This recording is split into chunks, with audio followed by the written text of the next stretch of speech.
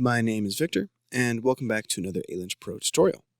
In today's video, we'll be covering how to set up a custom synchronizer in ALINT-PRO.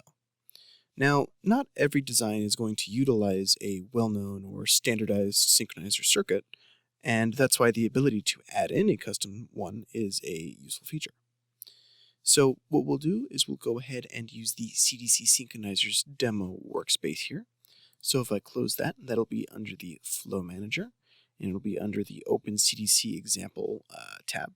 So we can double click on CDC Synchronizers Demo, and that'll open up this workspace here.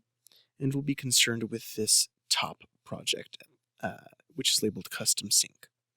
So what I'm going to do is, before I begin, I want to make sure that I clean out my workspace, and then I'll set the Custom Sync as my active project. And before I begin, what I'll do is I'll go ahead and open up the policy viewer.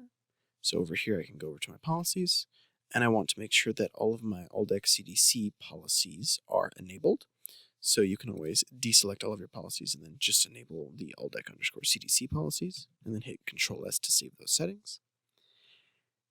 And the last thing to do before we go ahead and start with the custom synchronizer is I'm going to actually open up the help guide. So I'm going to go ahead and open up the product help tab, and I'll go over to the CDC and RDC analysis, specifically to find the page on the custom synchronizer, because this is going to be our reference sheet to understand the code within all of the files under the custom synchronizer project.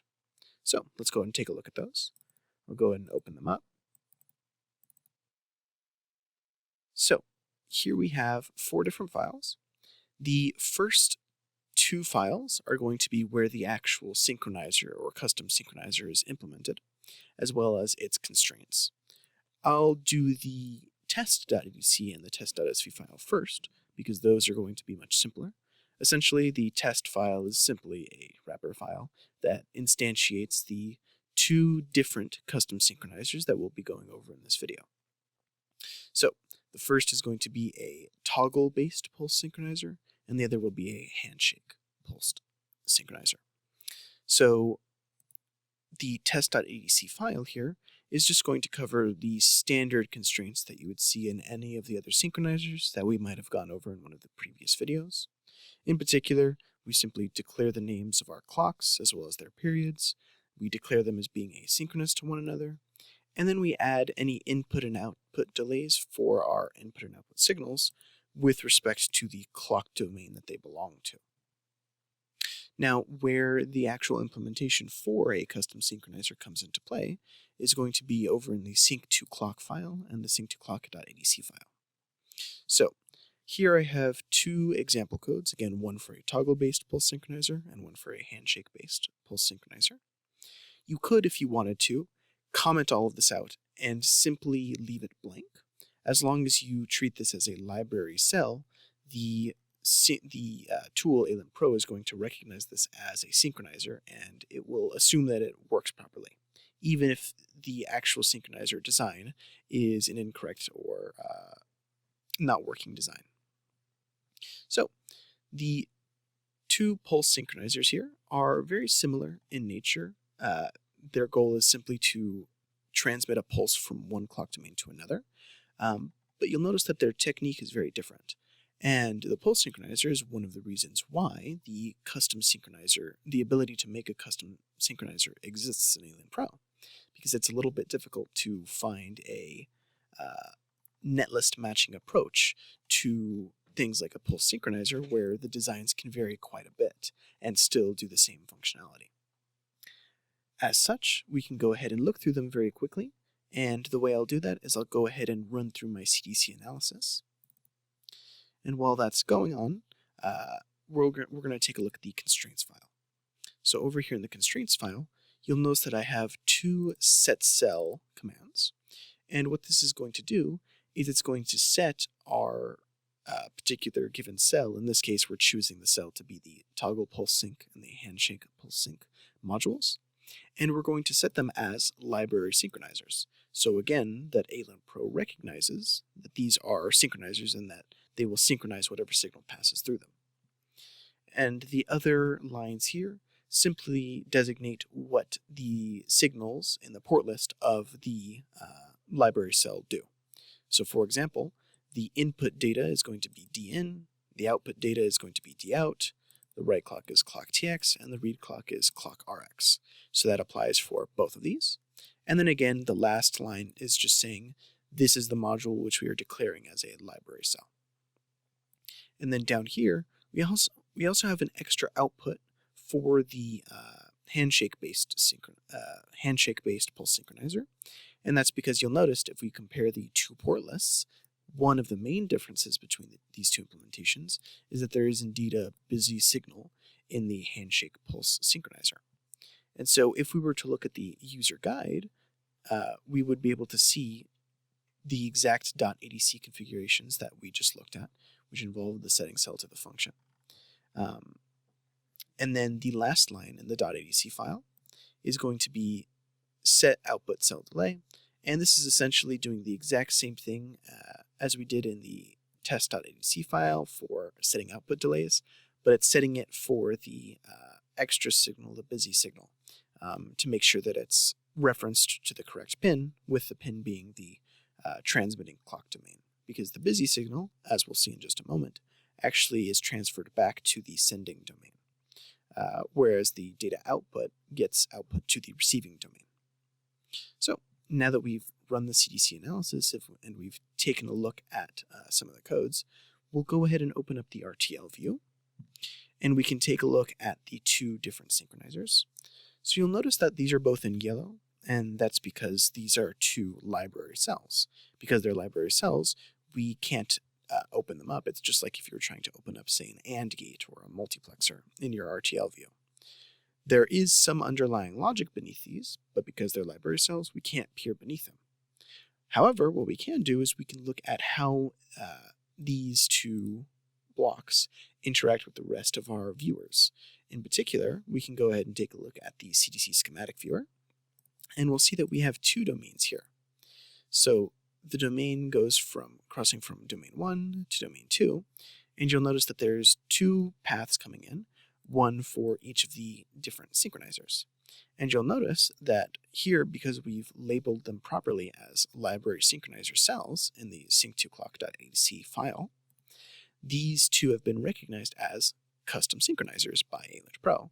And what that means is these signals will be considered to be synchronized, regardless of whatever hardware lies underneath this.